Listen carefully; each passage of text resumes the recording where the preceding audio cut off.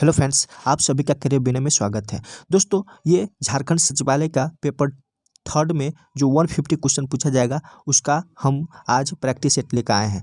दोस्तों, इसमें 1 से लेकर 150 तक का बेस्ट सोल्यूशन बताया जाएगा और मैथ रीजनिंग जो है जीएस पोर्शन के बाद बताया जाएगा। दोस्तों, अब वो समय आ गया है जिसमें आपका अगर कोई भी पोर्शन में गलत हो रहा है तो उस पोर्शन को उसी समय आप कंप्लीट अध्ययन कर लीजिए, ताकि आपका जो तैयारी है 100% हो जाए आपके एग्ज़ाम के आने से पहले।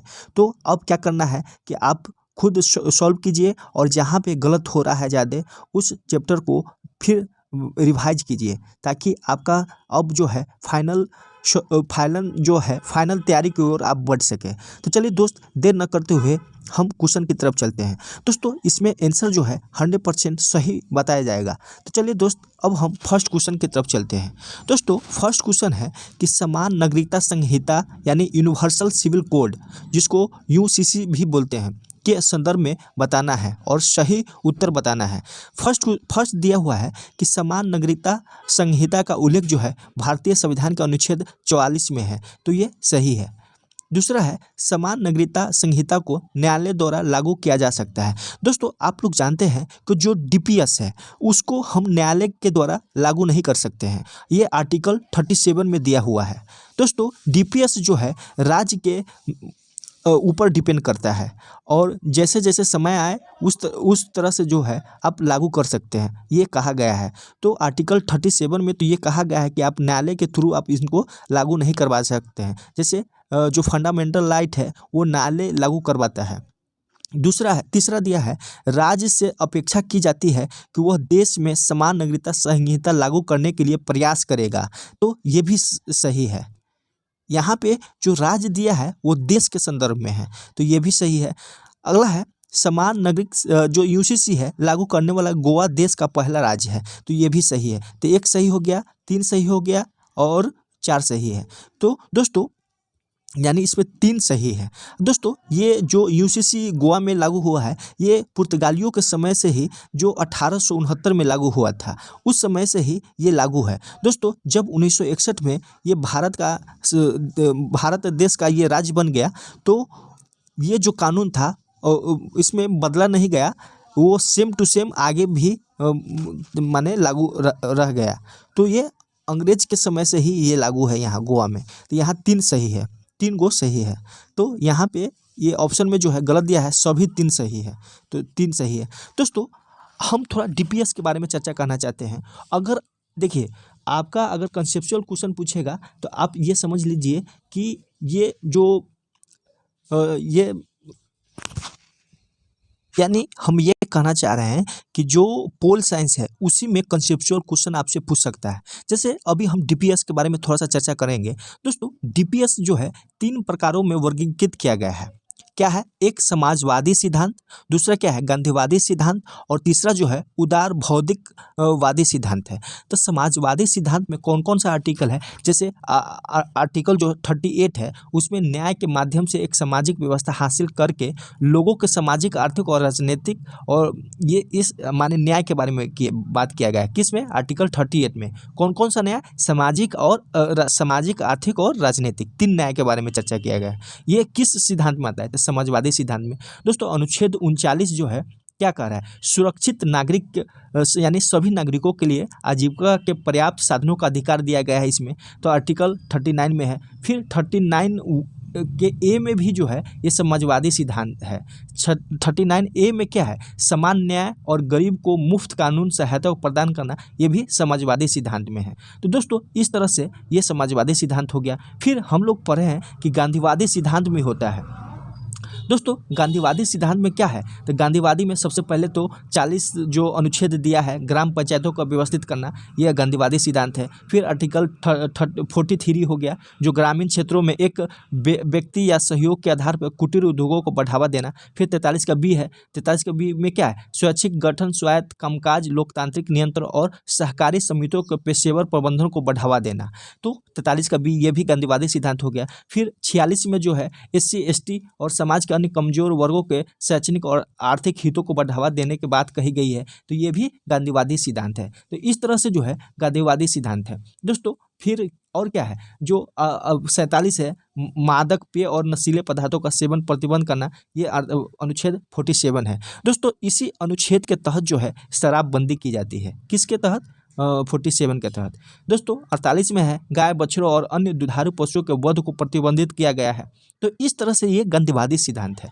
दोस्तों उदार बौद्धिक सिद्धांत क्या है? तो उदार बौद्धिक सिद्धांत में जो अनुच्छेद आता है उसमें क्या क्या आता है? तो इसमें अनुच्छेद 44 आता है। तो दोस्तों आपसे अगर पूछ दिया जाए कि यूसीसी जो है सिद्धांत वो किस सिद्धांत के अंतर्गत आता है? तो उदार भौतिक सिद्धांत के अंतर्गत, उदार भौतिक सिद्धांत के अंतर्गत जो है ये यूसीसी आता है, उदार भौतिक सिद्धांत के अंतर्गत। और क्या है 45 जो है ये सभी बच्चों के लिए बचपन की देखभाल और शिक्षा प्रदान करता है जब तक कि वह 6 वर्ष की आयु पूरी नहीं कर लेता है। तो ये उदार बौद्धिक सिद्धांत है। 49 जो है कलात्मक और ऐतिहासिक अभिरुचि के स्मारकों, स्थानों और वस्तुओं की रक्षा करना, ये भी उदार बौद्धिक सिद्धांत के अंतर्गत आता है। फिर 50 है, फिर 51 है अंतर्राष्ट्रीय शांति और सुरक्षा के लिए। अब दोस्तों आर्टिकल 50 जो है आप जरूर याद रखिएगा, राज्य की सार्वजनिक सेवाओं में कार्यपालिका से न्यायपालिका का पृथक्करण का सिद्धांत जो है इसी आर्टिकल 50 के तहत आता है।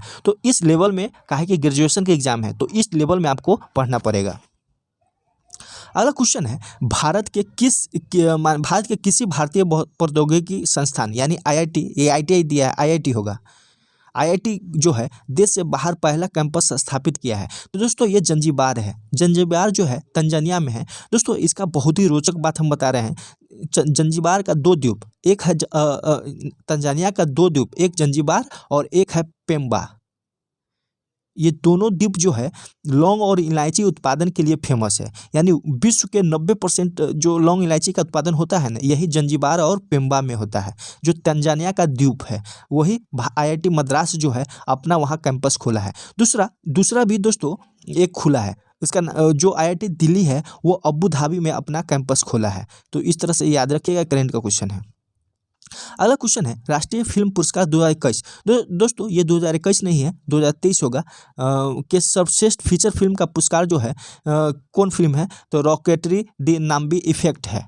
दोस्तों गंगूबाई कठियावारी और मिमी के लिए जो है इसमें जो क्या है इसका नाम, गंगूबाई कठियावारी जो है आलिया भट्ट और मिमी में जो कृति सेन है, इनको बेस्ट एक्ट्रेस का अवार्ड मिला है। दोस्तों बेस्ट एक्टर का अवार्ड जो है अल्लू अर्जुन को दिया गया है। किस फिल्म के लिए? वही पुष्पा फिल्म के लिए। और अगर कहे कि बेस्ट फिल्म हिंदी पुरस्कार किसको मिला है तो सरदार उधम है। सरदार उधम जो है इनको बेस्ट हिंदी फिल्म के अवार्ड मिला है। अगला क्वेश्चन है भारत निर्वाचन आयोग द्वारा निम्नलिखित में से किसे 2024 के सामान्य निर्वाचन में मतदाता जागरूकता एवं शिक्षा हेतु राष्ट्रीय आइकॉन नियुक्त किया गया है? दोस्तों इसका आंसर जो है सचिन तेंदुलकर हो जाएगा। अगला क्वेश्चन है 31 अगस्त 2023 के स्थिति के अनुसार भारत में सार्वजनिक क्षेत्र के बैंकों की संख्या कितनी है? तो ये 12 है। अगला क्वेश्चन है राज्य सरकार ने निर्णय लिया है कि जेल में बंद किसी भी कैदी की मृत्यु पर डैश का मुआवजा दिया जाएगा। कितना मुआवजा दिया जाएगा? दोस्तों ये 3 से 5 लाख की मुआवजा दिया जाएगा। कितना? 3 से 5 लाख की मुआवजा दिया जाएगा।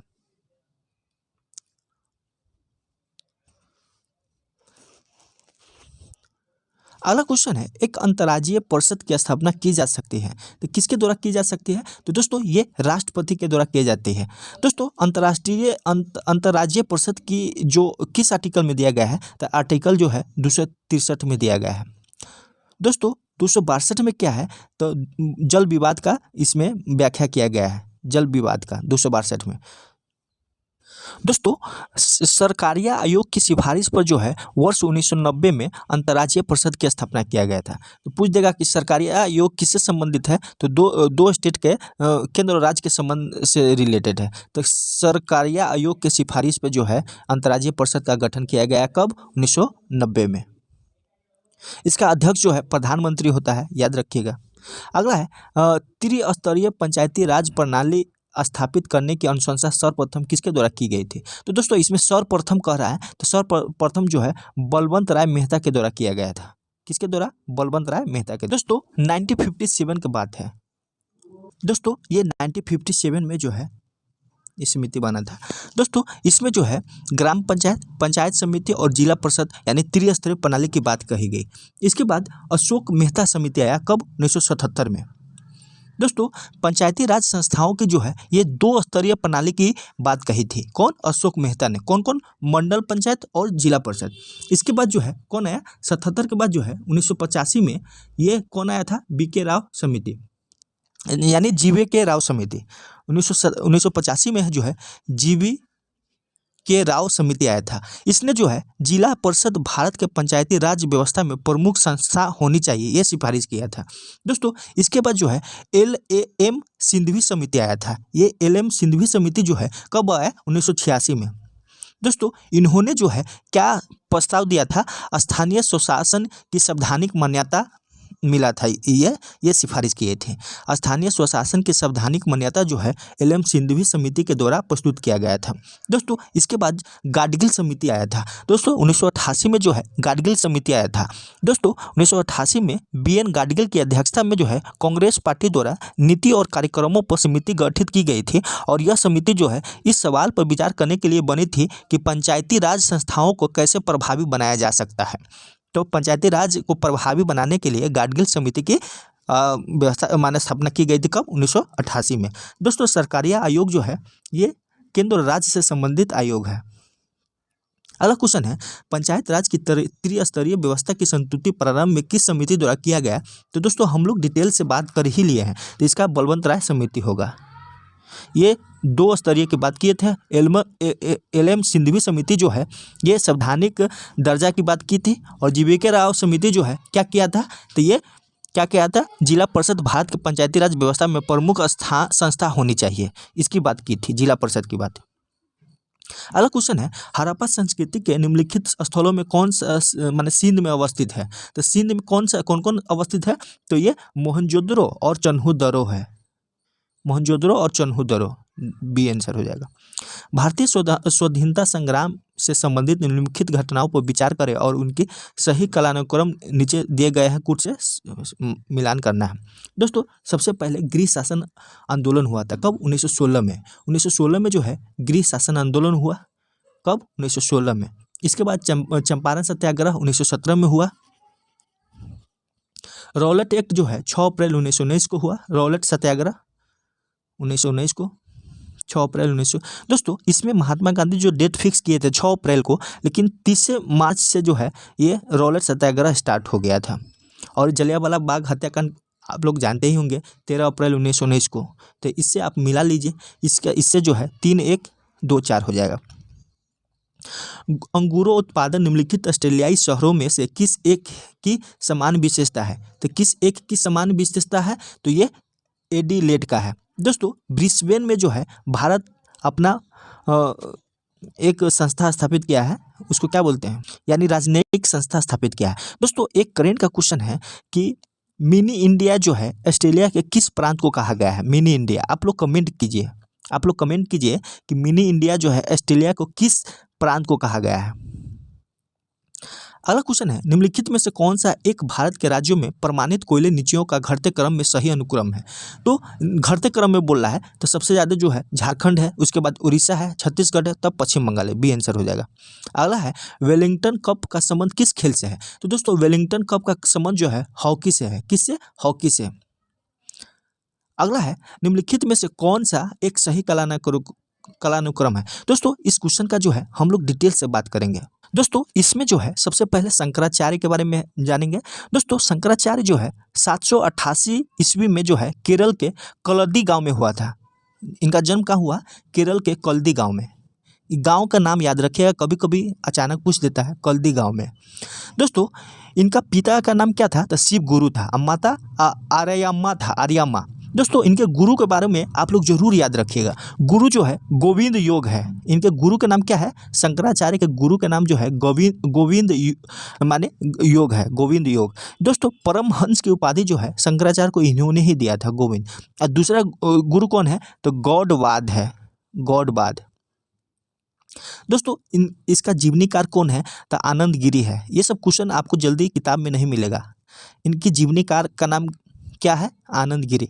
दोस्तों एक बार जो है महात्मा गांधी के जीवनीकार के नाम पूछ दिया था, इसमें बहुत लड़का गलत कर गया, तो आप लोग कमेंट कीजिए कि महात्मा गांधी के जीवनीकार का नाम क्या है। जैसे शंकराचार्य के जीवनीकार का नाम है आनंद गिरी, तो याद रखिएगा। दोस्तों इनका उपाधि जो है प्रच्छन्न बौद्ध है, और दर्शन क्या है? तो अद्वैतवाद है। दर्शन क्या है? अद्वैतवाद। तो ये शंकराचार्य के बारे में हो गया। दोस्तों रामानुज जी के बारे में क्या है? तो इनका जन्म जो है 1017 ईस्वी में, कब? 1017 ईस्वी में तिरुपति यानी आंध्र प्रदेश में हुआ था, 1017 ईस्वी में। और इनकी मृत्यु जो है 1137 ईस्वी को हो जाता है। इनके पिता का नाम जो है केशव थे, और माता जो है कांस्ती माती देवी थे, और बचपन का नाम जो है लक्ष्मण था। दोस्तों इनके गुरु का नाम याद रखिएगा। गुरु जो है यादव प्रकाश और यामाजुचार्य थे। यादव प्रकाश और यामुजाचार्य जो है इनका गुरु के नाम थे। और संप्रदाय कौन था? तो वैष्णव संप्रदाय के थे, यानी श्री संप्रदाय जिसको बोलते हैं। और दार्शनिक मत जो है विशिष्टाद्वैतवाद थे, विशिष्टाद्वैतवाद। इस तरह से ये होगा। दोस्तों चैतन्य जो है, दोस्तों इनका जन्म जो है चैतन्य का ये 1486 में नादिया में हुआ था, बंगाल जो है चैतन्य 1486 में। अभी हाल ही फिलहाल के दरोगा में ये इससे एक क्वेश्चन आया हुआ था कि उसका टाइम पीरियड के शुरू में सजाना था। तो नादिया जो है नादिया में इनका जन्म हुआ 1486 में, मृत्यु 1533 में पुरी में हुआ था। मूल नाम जो है विश्वम्भर था। इनका मूल नाम क्या है? विश्वम्भर। और बचपन का नाम निमाई था। दोस्तों उपाधि जो है विद्यासागर के उपाधि धरे थे, और इनका जो गुरु था केशव भारती था। क्या था? केशव भारती। दोस्तों दार्शनिक मत जो है आप लोग देखिएगा, अचिंत भेदाभेद थे। अचिंत भेदाभेद इनका दार्शनिक मत थे। दोस्तों आधुनिक वैष्णववाद की शुरुआत करने वाला यही थे चैतन्य जी। तो इसका क्या हो जाएगा? ये हो जाएगा ए। अगला है भारत में किस प्रकार के रासायनिक उर्वरक की खपत सर्वाधिक होती है? तो सर्वाधिक कह रहा है, तो हम लोग जानते हैं कि हमारे यहाँ की मिट्टी में नाइट्रोजन की कमी होता है, तो नाइट्रोजनी जो है सबसे अधिक खपत होता है। अगला है नाट्य शास्त्र जो हिंदुस्तानी शास्त्रीय नृत्य की मुख्य पुस्तक है, किसने लिखा? तो भरत मुनि ने लिखा था। अगला है कंप्यूटर में स्मृति के प्रकार है, तो सेमीकंडक्टर है, मैग्नेटिक है और ऑप्टिकल है। 1 2 4 हो जाएगा, सर्वर तो नहीं होगा। अगला क्वेश्चन है राज्य के संबंध में कौन सा कथन असत्य है? दोस्तों क्वेश्चन दिया है तो असत्य बताना है, ये ध्यान में रखिएगा। फर्स्ट है राज्यपाल का अधिकार है कि वह राज्य के प्रति प्रशासन के संबंध में मुख्यमंत्री से सूचना प्राप्त करे, सही है। राज्यपाल राज्य के विश्वविद्यालयों के कुलाधिपति होते हैं, ये भी सही है। दोस्तों यहाँ पे एक क्वेश्चन पूछ रहे हैं कि कौन ऐसा विश्वविद्यालय है जिसका कुलाधिपति हमारे प्रधानमंत्री जी है। आप लोग कमेंट कीजिए, अगर आप नहीं जवाब देंगे तो हम आंसर बताएंगे। आप लोग जरूर कमेंट कीजिए कि यानी सभी विश्वविद्यालय के कुलाधिपति वहाँ के राज्यपाल होते हैं, लेकिन एक ऐसा विश्वविद्यालय है जिनका कुलाधिपति जो है प्रधानमंत्री है। सी में है वह राज्य विधान परिषद की कुल सदस्य संख्या का 1/12 भाग सदस्यों को नियुक्ति करता है। तो दोस्तों ये गलत है, तो सी ही गलत है। हम लोग जानते हैं कि जो विधान परिषद है उसकी संरचना के बारे में आर्टिकल 171 में चर्चा किया गया है। संरचना के बारे में इसमें कहा गया है कि 1/3 सदस्य यानी स्थानीय निकायों 1/3 कौन? स्थानीय निकायों द्वारा। जैसे स्थानीय निकाय में कौन कौन आ गया? नगर पालिका हो गया, जिला बोर्ड हो गया, आदि द्वारा चुना जाएगा। 1/12 सदस्यों को राज्य में 3 वर्ष से रह रहे स्नातक निर्वाचित करते हैं। तो स्नातक 1/12 हो गया। फिर 1/12 सदस्यों का निर्वाचन जो है 3 वर्ष से अध्यापन कर रहे लोग चुनते हैं, लेकिन ये अध्यापक कम से कम माध्यमिक स्कूल से होने चाहिए। 1/12 और 1/3 सदस्य का चुनाव जो है विधान सभा के सदस्यों द्वारा किया जाता है। बाकी बचे हुए का जो है यानी 1/6, बाकी बचा हुआ कितना बचा? 1/6 जो है राज्यपाल के द्वारा किया जाता है, न कि 1/12। दोस्तों विधान परिषद के चुनाव जो है एकल संक्रमणीय मत के द्वारा संपातिक प्रतिनिधित्व प्रणाली के माध्यम से चुने जाते हैं। और ये जो 1/6 है माने कला क्षेत्र इस सब में विशेषज्ञों को चुनते हैं। अगला क्वेश्चन है फल्गु नदी के बारे में निम्नलिखित कथनों पर विचार करना है, और क्या करना है? विचार करके गलत की पहचान करना है। तो गलत का पहचान करना है, तो इसमें क्या हो जाएगा? इसमें जो है फर्स्ट दिया हुआ है इसका उद्गम छोटा नागपुर पठार के उत्तरी भाग से हुआ है, सही है। इसकी सहायक नदी निर्जना और मोहना नदी है, ये भी सही है। इसका मुहान जो है सोन नदी में है, ये भी सही है। अतः सलीला इसका उपनाम है, तो ये भी सही है। तो उपयुक्त में से सारा सही है, गलत कोई नहीं है। लिपि की आवश्यकता होती है, तो लिपि की क्यों आवश्यकता होती है? तो दोस्तों लिपि की आवश्यकता भाषा लिखने के लिए होती है। ताजिकिस्तान की राजधानी दुशांबे और मुद्रा क्या है? सोमोनी है। निम्नलिखित पंचवर्षीय योजना में से कौन सी योजना ने भारत में उच्चतम विकास दर देखी है? तो भारत में सबसे उच्चतम विकास दर जो है ये 11वीं पंचवर्षीय योजना में है। कितना था? 7.9। दोस्तों 10वीं में जो है 7.7 है, और 9वीं में 5.5 है, और 8वीं में 6.5। तो सबसे ज़्यादा 11वीं में है। हड़प्पा संस्कृति के संदर्भ में निम्नलिखित में से कौन सा कथन असत्य है? असत्य को बताना है। तो दोस्तों इसमें फर्स्ट दिया हुआ है कि इसके काल के लोग चावल का उत्पादन करते थे, सही है। उत्तर हड़प्पा में अग्नि पूजा की परंपरा चली थी दोस्तों, और फिर बोल रहा है मंदिरों का निर्माण। दोस्तों मंदिरों का निर्माण जो है गुप्त काल से स्टार्ट हुआ है, इसलिए बी गलत है। इस काल में शिल्प कला का उन्नत थी, जिससे ये मृतभांड को चिकने और चमकीले बनाते थे, ये सही है। इस काल में मध्य एशिया से व्यापार करने के लिए उत्तरी अफगानिस्तान में बस्ती स्थापित की गई थी, ये भी सही है। तो ये गलत है, क्योंकि मंदिर का निर्माण जो है बी, क्योंकि मंदिर का निर्माण गुप्त काल से स्टार्ट हुआ है। बहादुर शाह द्वितीय, तो बहादुर शाह द्वितीय जो है कहाँ से संबंधित थे? ये दिल्ली से 1857 के दिल्ली से संबंधित थे। और ब्रिजेश कादरी जो है लखनऊ से, और कुंवर सिंह तो जानते ही हैं जगदीशपुर से, और लियाकत अली जो है इलाहाबाद से। अगला क्वेश्चन है 1857 के विद्रोह के दमन के संदर्भ में क्रम सही बताएं, यानी सबसे पहले कौन दमन हुआ? तो अंग्रेजों द्वारा 1857 के विद्रोह का दमन का सही क्रम क्या है? मेरठ होगा सबसे पहले, इसके बाद दिल्ली होगा, कानपुर होगा, लखनऊ होगा, झांसी होगा। तो दिल्ली, मेरठ, दिल्ली, कानपुर, लखनऊ, झांसी, तो यही में आंसर है, तो ये आंसर होगा। अगला क्वेश्चन है सर्वोदय जैन मंदिर मध्य प्रदेश में कहाँ स्थित है? तो दोस्तों अमरकंटक के पर्यटन स्थल जो नर्मदा कुंड, काल माधव शक्तिपीठ, जालेश्वर महादेव, श्री यंत्र महायाग मंदिर और सर्वोदय जैन मंदिर है। सर्वोदय जैन मंदिर जो है भगवान आदिनाथ मंदिर से के नाम से भी जाना जाता है, तो इसका अमरकंटक हो जाएगा। अगला है भारत में अधिकांश पेट्रोलियम पदार्थ किस युग की सेल संरचनाओं में पाया जाता है? तो किस युग में? तो ये टर्सरी युग में। अगला है इसमें मिलान करना है। बसीन जो है ये कहाँ है? दोस्तों बसीन ये मुंबई में है, इसलिए ये गलत है। बसीन मन्नार की खाड़ी में न होकर अरब सागर में बॉम्बे हाई के पास स्थित है, और नरकटिया जो है मोरन बॉम्बे हाई में है, नरकटिया। तो कौन से युग्म सही सुमेलित नहीं है? तो दोस्तों 1 और 3 जो है ये गलत है। 1 और 4, नरकटिया तो असम में है, ये सही है। देखिए बसीन जो है मुंबई में है, कोलोल गुजरात में है, नरकटिया असम में है, मोरन जो है मुंबई में ही है, न कि त्रिपुरा में, तो 1-4 से गलत है। अगला है किस पंचवर्षीय योजना के अंतर्गत भूमि सुधार कार्यक्रम को लागू किया गया? तो भूमि सुधार कार्यक्रम जो है प्रथम पंचवर्षीय में ही, आप लोग जानते हैं कि फर्स्ट संशोधन जो है आर्टिकल 1951 में भूमि सुधार से ही संबंधित था। तो अब जो है हम लोग साइंस का क्वेश्चन देखेंगे। पक्षी के अध्ययन को क्या कहा जाता है? तो ऑर्थोनोलॉजी कहा जाता है। और वंशागति को जो है जेनेटिक्स कहा जाता है।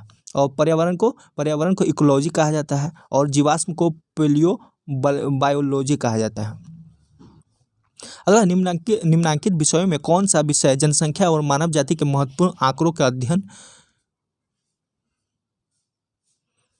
अध्ययन से संबंधित है? तो कौन सा? तो इसमें जो है जननांकी हो जाएगा। अगला है जिस तत्व के परमाणु में 2 प्रोटॉन, 2 न्यूट्रॉन और 2 इलेक्ट्रॉन हो तो तत्व की द्रव्यमान संख्या क्या होता है? P+N, तो 4 हो जाएगा। तेल से अंशतः भरा हुआ तेल का एक टैंकर समतल सड़क पर आगे की ओर एक समान त्वरण से जा रहा है, तेल का मुक्त पृष्ठ होगा। तो तेल का मुक्त पृष्ठ क्या होगा? तो दोस्तों तेल का मुक्त पृष्ठ जो है ये परवलय वक्र का आकार होगा।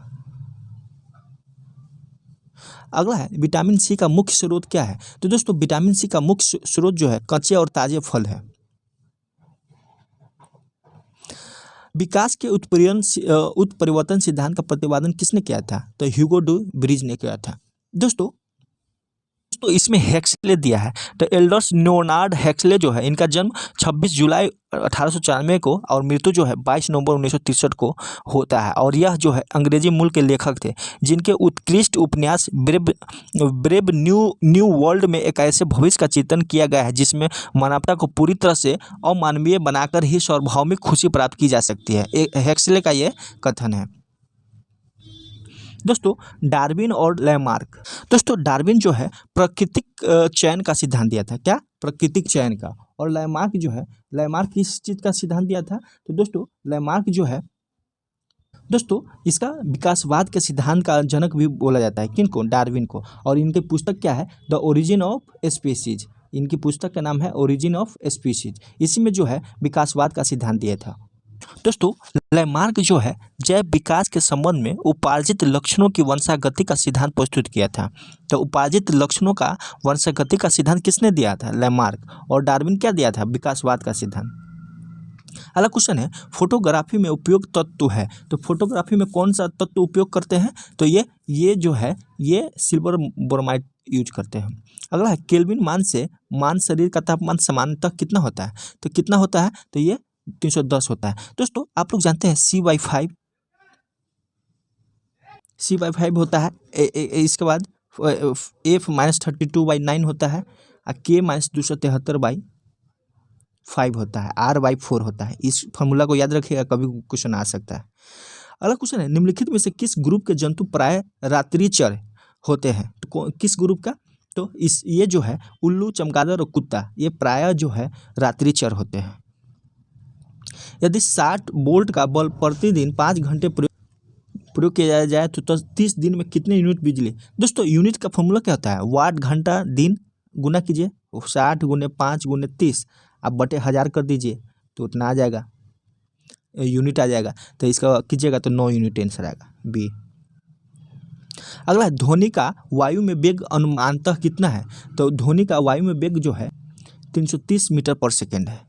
दोस्तों स्टील में सबसे अधिक ध्वनि का वेग होता है, इसके बाद द्रव में होता है, इसके बाद गैस में होता है। तो ये द्रव क्वेश्चन में भी आया था, सबसे ज़्यादा स्टील में, तो 330 जो है वायु में होता है। अगला है निम्नलिखित में से कौन सा एक सही सुमेलित नहीं है? तो कौन सा है इसमें जो दिया हुआ है वो सही सुमेलित नहीं है? फूलों की खेती को फ्लोरिकल्चर कहते हैं, सही है। फसलों की खेती को एग्रोनॉमी कहते हैं। सब्जियों की खेती को हॉर्टिकल्चर कहते हैं। तो दोस्तों ये हॉर्टिकल्चर गलत दिया है, इसको बागवानी कहते हैं। सब्जियों की खेती को बागवानी, फूलों और सब्जियों की खेती को बागवानी कहते हैं, कल्चर कहते हैं इसको।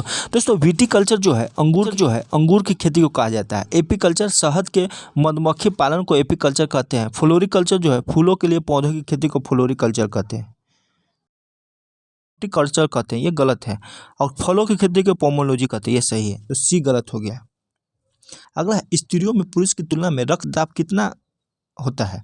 तो कितना होता है स्त्रियों में? तो रक्तदाब जो है 5 से 10 mm कम होता है स्त्रियों में। अगला है रंजकहीनता पाई जाती है मानव की, तो इसका क्या हो जाएगा? तो ये जो है सभी प्रजातियों में पाई जाती है। अगला क्वेश्चन है निम्न में से किसे भूख हार्मोन कहा जाता है? तो भूख हार्मोन किसको कहते हैं? तो दोस्तों भूख हार्मोन जो है ग्रेलिन को कहते हैं, ग्रेलिन को। अगला है बिजली के उच्च वोल्टता वाले तार पर बैठी पक्षी को विद्युत मार नहीं पाता है, क्योंकि इसका क्या रीजन है? क्योंकि वह विद्युत धारा के प्रवाह के लिए समवृत्त पथ नहीं बनाता है, इसलिए। यानी कभी भी देखिएगा 3 तार होता है, पक्षी एक ही तार पर बैठता है, इसके वजह से जो है सर्किल में नहीं आ पाता है, क्योंकि करंट तभी लगेगा जब आप उसको माने पाथ को फॉलो कीजिएगा, यानी पाथ जो है कंप्लीट होना चाहिए। तो एक तार पर तो नहीं रहता है, इसलिए नहीं लगता है। अगला है लेंज का नियम किसके संरक्षण का नियम नतीजा है? तो ये ऊर्जा संरक्षण का। अगला है बड़े बड़े भवनों में वैद्युत चालक लगाए जाते हैं, तो किस प्रकार का वैद्युत चालक लगाया जाता है? तो इसमें जो है इसका आंसर डी है, बादलों से आवेश हटाने और उससे जमीन तक गुजर जाने के लिए लगाया जाता है। निम्न में से किसी आहारी घटक की प्रति ग्राम मात्रा मनुष्यों में अधिकतम ऊर्जा प्रदान करती है? तो कौन सा है जो अधिकतम ऊर्जा प्रदान करता है मनुष्यों में? तो ये जो है ये वसा होगा, फैट। दिए गए विकल्पों में से उस विकल्प का चयन कीजिए जिसे ओजोन अपक्षय के दीर्घकालिक प्रभावों में सूचीबद्ध नहीं किया जा सकता है। तो कौन सा हो जाएगा इसका आंसर? तो ये मनुष्यों में ऑक्सीजन उपभोग की मात्रा में वृद्धि। दोस्तों मैथ रीजनिंग का हम अलग एक वीडियो लाएंगे जिसमें मैथ रीजनिंग रहेगा, नहीं तो बहुत लंबा वीडियो हो जाएगा। और दोस्तों इसका आंसर जो है हम आपको टेलीग्राम पे डाल देंगे, आप वहाँ से भी मिला सकते हैं। अगला क्वेश्चन है, निम्नलिखित में से किस शॉर्टकट कुंजी का इस्तेमाल जो है MS वर्ड 365 में चयनित डाटा को कॉपी करने के लिए किया जाता है? तो यहाँ कॉपी करने के लिए किया जाता है तो Ctrl+C, और Ctrl+V जो है पेस्ट करने के लिए यूज होता है। डिजिटल इमेज के संबंध में DPI का पूर्ण रूप क्या है? तो दोस्तों DPI का फुल फॉर्म यहाँ पूछ रहा है, तो DPI का फुल फॉर्म क्या होता है? डॉट्स पर इंच। निम्न में से कौन सा मॉनिटर का प्रकार नहीं है? तो इसमें मॉनिटर का प्रकार कौन नहीं है वो बताना है। तो दोस्तों VCR जो है मॉनिटर का प्रकार नहीं है, बाकी बाद LED, OLED, CRT ये मॉनिटर का प्रकार है। MS Excel 365 में सेल की सामग्री यानी कंटेंट की रेखांकित करने के लिए निम्न में से किस शॉर्ट कुंजी का उपयोग करते हैं? तो किस शॉर्ट कुंजी का उपयोग करते हैं? तो Ctrl+4। अगला है, मल्टीटास्किंग सिस्टम विशेष रूप से संदर्भित करता है। तो क्या करता है संदर्भित? तो ये एक से अधिक प्रक्रिया को संदर्भित करता है। निम्नलिखित में से कौन सा स्पाईवेयर है? तो स्पाईवेयर कौन है इसमें? तो स्पाईवेयर जो है ये hawk eye, look to me, cool web search ये सभी है। अगला है, टेक्स्ट की लाइन के ठीक ऊपर बहुत छोटे अक्षरों और संख्याओं को टाइप करने के लिए निम्नलिखित में से कौन सी विशेषताओं का उपयोग किया जाता है? तो कौन सी विशेषताओं का उपयोग किया जाता है? तो ये सुपर स्क्रिप्ट का उपयोग किया जाता है। अगला है, भारत में इंटरनेट की शुरुआत कब हुई? तो दोस्तों भारत में इंटरनेट की शुरुआत जो है 15 अगस्त 1995 से हुई है। निम्नलिखित में से कौन सी सबसे धीमी प्रकार की इंटरनेट सेवा है? तो कौन सी सबसे धीमी प्रकार की इंटरनेट सेवा है? तो ये डायल अप। अगला है, घरेलू उपयोग के लिए पहला छोटा कंप्यूटर किसने डिजाइन किया था? तो किसने डिजाइन किया था घरेलू उपयोग के लिए? तो ये जॉन ब्लैकन बेकर ने किया था। अगला है, निम्नलिखित में से कौन सा MS Excel function binary number को डेसिमल नंबर के समतुल्य लौटाता है? तो कौन सा फंक्शन है जो ऐसा काम करता है? ये डिश टू बिन है, डिश टू बिन। जब आप ईमेल के फील्ड में ईमेल एड्रेस डालते हैं तो वे एड्रेस ईमेल प्राप्तकर्ताओं के लिए अदृश्य होते हैं, तो इसका आंसर क्या होगा? BCC। अगला, MS वर्ड 2016 में बोल्ड अंडरलाइन और इटैलिक जैसे विकल्प मेनू टैब के अंतर्गत दिखाई देता है। तो कहाँ पे दिखाई देता है दोस्तों? ये जो है ये होम पेज पर दिखाई देता है। अगला है, MS पावर पॉइंट 2016 में आपकी स्लाइड पर कंटेंट को प्रबंधित और व्यवस्थित करने में मदद करने के लिए कई टूल शामिल हैं। निम्नलिखित में से ऐसा कौन कौन सा टूल है? तो कौन कौन सा टूल है? तो रूलर और ग्रिड लाइंस दोनों हैं। अगला है, निम्नलिखित में से कौन सा सिस्टम एक प्राइवेट नेटवर्क में या उससे अनऑथराइज्ड पहुंच को रोकने के लिए डिजाइन किया गया है? तो कौन किया गया है डिजाइन? तो फायरवॉल डिजाइन किया गया है। अगला है, मोस्ट क्रिटिकल पार्ट है यूपीएस का मोस्ट क्रिटिकल पार्ट कौन है? तो यूपीएस का मोस्ट क्रिटिकल पार्ट जो है बैटरी है। अगला है, MS Excel 2010 में टेबल का नाम बदलने के लिए निम्न में से किस कीबोर्ड शॉर्ट का उपयोग किया जाता है? तो किस कीबोर्ड शॉर्ट का उपयोग किया जाता है? तो ये Ctrl+R। ऐसी वेबसाइट जिसमें लेखक या लेखकों के अपने अनुभव, विचार आदि होते हैं डैश के रूप में जाने जाते हैं। तो किस रूप में जाने जाते हैं? तो ये ब्लॉग के रूप में जाने जाते हैं। अगला है, MS Excel 2010 में डैश को A से आगे बढ़ते हुए और डैश को एक से आगे बढ़ते हुए नामित किया जाता है। तो A से और एक से बढ़ते हुए कैसे नामित करते हैं? तो कॉलम और रो से। अगला, निम्नलिखित में से कौन सा सिंबल ईमेल पते में उपयोग किया जाना चाहिए? तो कौन सा? तो ये @ दोस्तों अब जो है झारखंड से संबंधित 40 क्वेश्चन है, आप इस पर फोकस कीजिएगा। दोस्तों क्वेश्चन है, झारखंड राज्य भारत के मानचित्र पर अवस्थित है। तो भारत के मानचित्र पर कहाँ अवस्थित है? तो ये पूर्वी भाग में अवस्थित है। झारखंड राज्य के पुराने राज्य चिन्ह का डिजाइन किसने तैयार किया था? तो अमिताभ पांडे ने तैयार किया था। अगला, झारखंड के किस जिले में सर्वाधिक साक्षरता दर पाया जाता है? तो ये रांची में पाया जाता है। अगला है, निम्न में से किस वेद में असुरों को लिंग पूजक या शिष्णों का देव कहा गया है? तो किस वेद में? तो ये जो है किस वेद में कहा गया है? ऋग्वेद में कहा गया है। अगला है, झारखंड में प्रखंडों की कुल संख्या कितनी है? तो झारखंड में प्रखंडों की कुल संख्या जो है ये 264 है। अगला है, झारखंड में राज्य निर्माण का आरंभ करने का श्रेय निम्न में से किसको जाता है? तो झारखंड निर्माण करने का श्रेय जो है किसको जाता है? तो ये मुंडाओं को जाता है। अगला क्वेश्चन है, झारखंड क्षेत्र में बौद्ध धर्म के प्रचार हेतु अशोक ने एक धर्म अधिकारी भेजा था, जिसका नाम क्या है? तो जिसका नाम रक्षित है। ये बहुत ही अच्छा क्वेश्चन है। निम्न में से किस वर्ष फर्रुखसियर अपने पिता के प्रतिनिधि के रूप में राजमहल आया था? तो किस वर्ष? तो ये 1710 ईस्वी में। अगला है, दोईसा लगभग कितने वर्षों तक नागवंशी राजाओं की राजधानी रही है? तो लगभग कह रहा है, तो लगभग जो है 100 वर्षों तक राजधानी रहा है। अगला है, बड़े पत्थर पर आदि मानव द्वारा निर्मित चित्र खुला सूर्य मंदिर एवं शैल चित्र दीर्घा के झारखंड के किस स्थान से प्राप्त हुआ है? तो किस स्थान से प्राप्त हुआ है? तो ये आपको जो है ये इसको पहाड़ से प्राप्त हुआ है। अगला है, छोटा नागपुर खास कि नागवंशी शासक उदयनाथ शाह के समय 1733 में निम्न में से किसे बिहार का सूबेदार नियुक्त किया गया था? तो 1733 में जो है किसको बिहार का सूबेदार नियुक्त किया गया था? तो सूबेदार अलीवर्दी खां। अगला है, निम्न में से किस नागवंश शासक ने जनी शिकार का प्रथा का प्रचलन शुरू किया था? तो जनी शिकार का प्रथा का प्रचलन जो है किस शासक ने किया था? तो ये कंचन राय ने किया था। अगला है, कैंपवेल द्वारा संथाली इंग्लिश संथाली शब्दकोश का प्रकाशन कब किया गया था? तो कब प्रकाशन किया गया था? तो ये जो है ये 1899 ईस्वी में प्रकाशित किया गया। संथाली भाषा की उत्पत्ति निम्न में से किस भाषा नौ परिवार से हुआ माना जाता है? तो किससे? तो ये जो है ऑस्ट्रोस्टैटिक भाषा परिवार से। अगला है, बिहार राज्य पुनर्गठन विधेयक 2000 के बारे में क्या सही है? तो सही बताना है। तो सही बताना है तो इसमें जो है फर्स्ट दिया है 25 अप्रैल 2000 ईस्वी को पृथक झारखंड राज्य के गठन हेतु बिहार राज्य पुनर्गठन विधेयक 2000 ईस्वी को स्वीकृति हुआ। सही है। 2 अगस्त 2000 ईस्वी को लोकसभा ने तथा 11 अगस्त 2000 ईस्वी को राज्यसभा ने बिहार राज्य पुनर्गठन विधेयक 2000 को पारित किया। यह भी सही है। अगला है, 25 अगस्त 2000 ईस्वी को इस विधेयक को राष्ट्रपति KR नारायण को अपनी मंजूरी प्रदान की। तो ये भी सही है। यानी 2 अगस्त को लोकसभा, 11 अगस्त को राज्यसभा और फिर राष्ट्रपति 25 अगस्त को। तो डी यानी सभी सही है।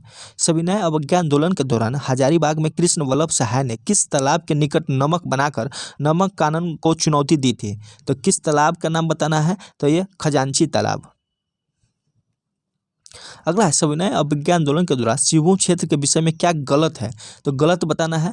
तो फर्स्ट है, सिंहभूम क्षेत्र के जमशेदपुर नामक स्थान पर नमक सत्याग्रह का नेतृत्व जो है नन्ही गोपाल मुखर्जी ने किया। सही है। 16 नवंबर 1930 ईस्वी को गोलमुरी मैदान में झंडा फहराकर जवाहर दिवस मनाया गया। यह भी सही है। 3 मार्च 1932 ईस्वी को सविनय अवज्ञा आंदोलन के दौरान जो है महात्मा गांधी, सरदार पटेल आदि नेताओं के गिरफ्तारी के विरोध में गोलमुरी मैदान में सभा आयोजन किया गया। यह भी सही है। तो सभी सही है।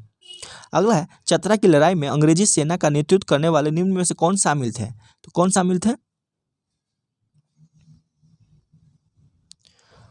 तो ये सभी शामिल थे। मेजर इंग्लिश, लेफ्टिनेंट और मेजर सिम्पसन, ये सभी शामिल थे। अगला है, घाघरे जलप्रपात स्थित है। तो कहाँ स्थित है? तो ये जो है ये नेतरहाट में स्थित है। अगला है, हजारीबाग के किस छात्र नेता को गर्मपंथी चरण के दौरान गिरफ्तार किया गया था? तो किस छात्र नेता को? तो ये राम विनोद सिंह को। अगला, महात्मा गांधी पहली बार जून 1917 में किसके साथ झारखंड आए थे? तो किसके साथ झारखंड आए थे? तो ये कस्तूरबा गांधी, ब्रजकिशोर बाबू और देवदास गांधी तीनों के साथ आए थे। छोटा नागपुर में फुसफुस बलुआ मिट्टी किस क्षेत्र में पाई जाती है? तो किस क्षेत्र में पाई जाती है? तो ये दामोदर घाटी क्षेत्र में।